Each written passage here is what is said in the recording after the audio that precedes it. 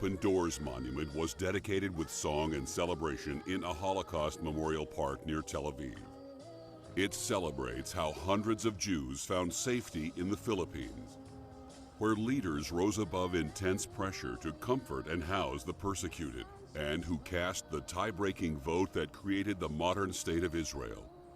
One of those responsible for this monument, his footprints chiseled into the marble, is Max Weissler, whose family crossed Russia and China to reach safety in Manila.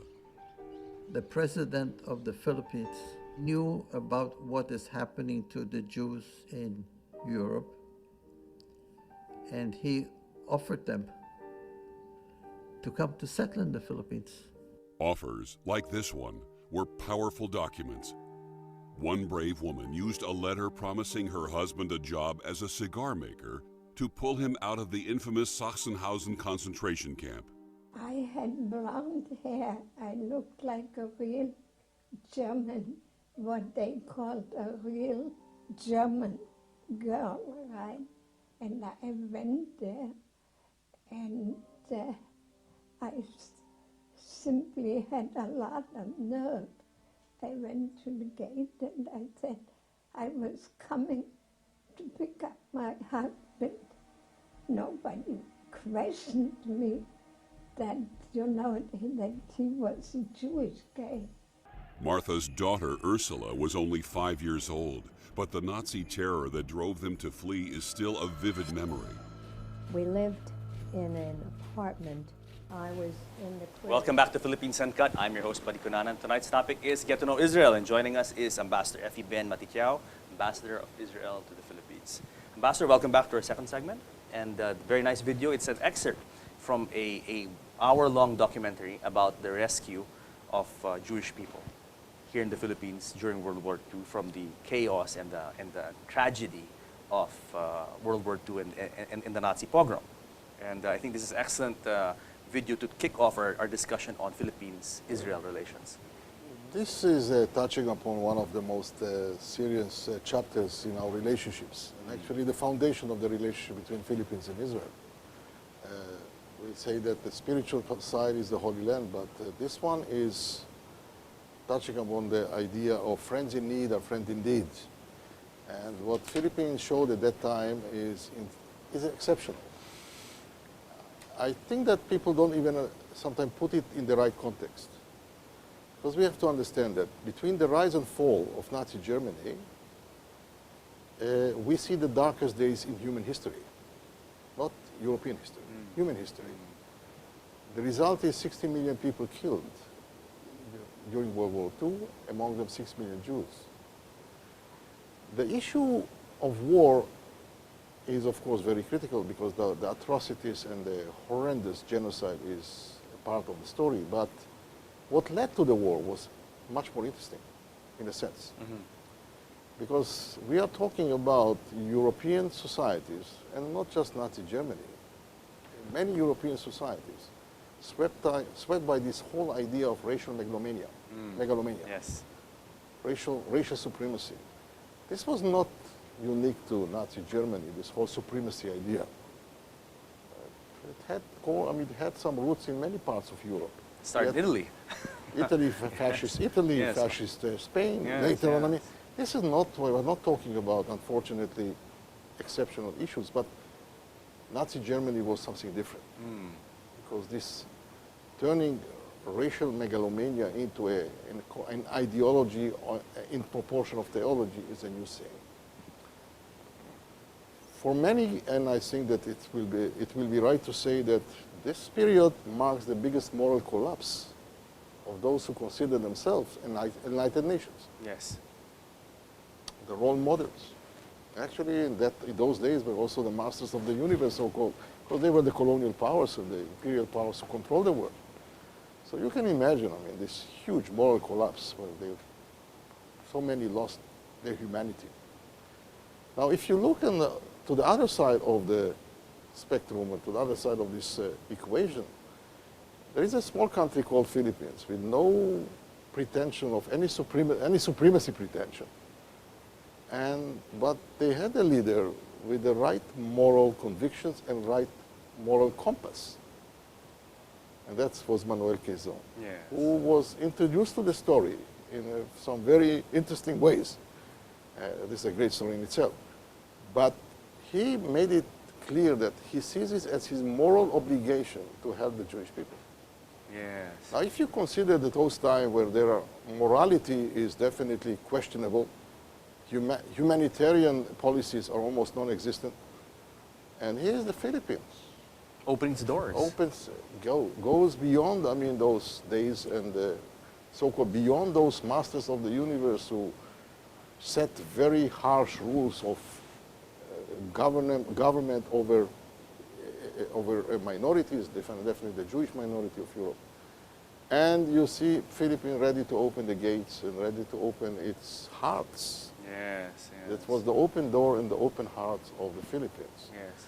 This is a great moral victory to the Philippines. And I think that that part is missing. Yes. And Excellency, at that time, you know, a lot of Jews were, I mean, they wanted to leave Germany and occupied territories, but the fact of the matter is that so many countries had closed their doors. That's what I'm saying. That's what I'm talking about, the Yes. moral collapse Yes. against moral victory. And this reflects not just on the issue of on the rescue of the Jewish people, but it also reflects on the Philippines as a nation and the context of time. I mean, in relations to other nations, where was Philippines in those days? Where were the others who had pretensions to be enlightened nations? I think it's a kind of, it's great moment in your history. I think it's a great symbol of pride. I'm very proud of the Philippines doing it, and of course we are very grateful. That would earn Philippines a grateful Jewish nation, and I think a part of it was immediately translated into, it's not just that, because you have another chapter in 47. Yes. So you have 37 Manuel Quezon with a very unique story in relation to the Jewish people. 47 is Manuel Rojas, who is the only leader in Asia who votes for the creation of Israel in the United Nations. So this is, I mean, these are two, what we call foundation, cornerstones of our relationships. As a result, by the way, Israel decided to exempt Filipinos from entry visas to Israel in 1968. So anyone who travels to Israel from Philippines can travel, I mean, freely. So clearly, the two countries do have a very strong, very solid base of friendship to begin with. Now, let's translate it to modern day. How is this now affecting our relations today? Do we see fruits of that very strong base flourishing today? Look, from the very beginning, we were very much involved in development cooperation with the Philippines. So I can say easily that thousands of Filipinos spend time in Israel in our programs for development, and especially in agriculture. But not just. I mean, you're talking about medicine, and you're talking about education, and it goes on, I mean, all the time. Philippines was always a favorite in this particular arena, and we looked at Philippines as a special story. But you are talking about also different chapters in our relationship on trade and technology. And then we added some other elements. Now we have a special program with Philippines, that's with the world. Yes. Where we have like 3,500 OJT students in agriculture from about 25, 26 countries. Philippines is number 2 in the number of students. It's 520. Very good. 520 Very and good. from 29 colleges. Wow. We feel very Scholars, good 520 scholars. They that's are a going big, for 11 months OJT in Israel. That is a big number. That It's is a huge big number. Yes.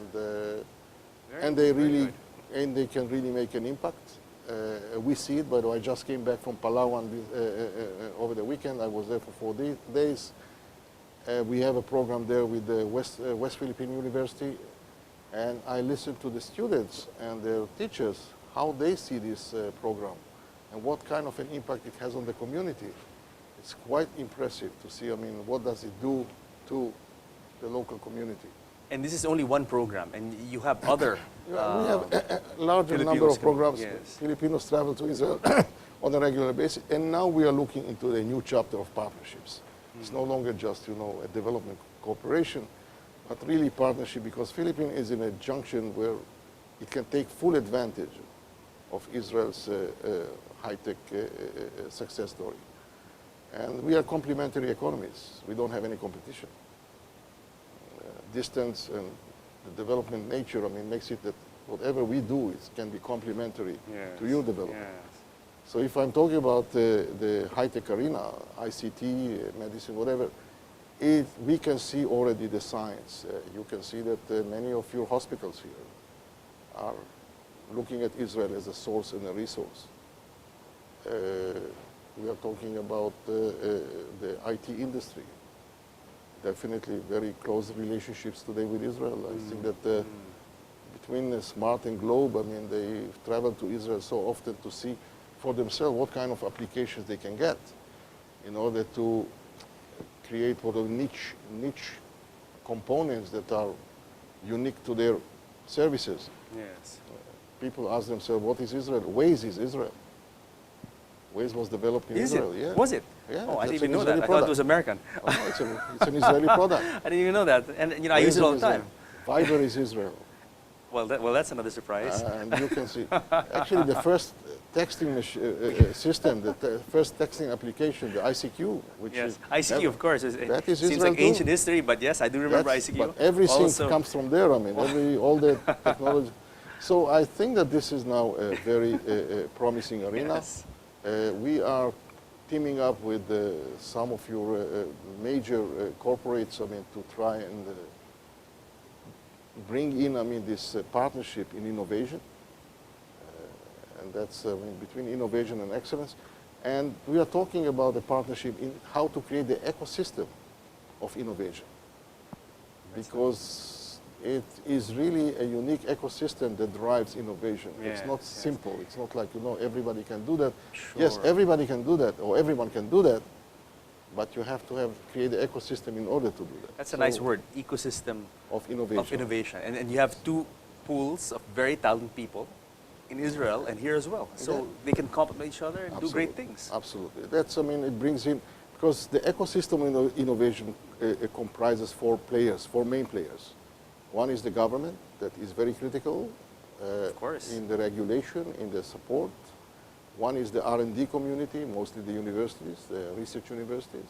The third one is the what we call the financial component, Yes. especially with venture capital funds Yes. that are very critical to the drive, and of course the industry.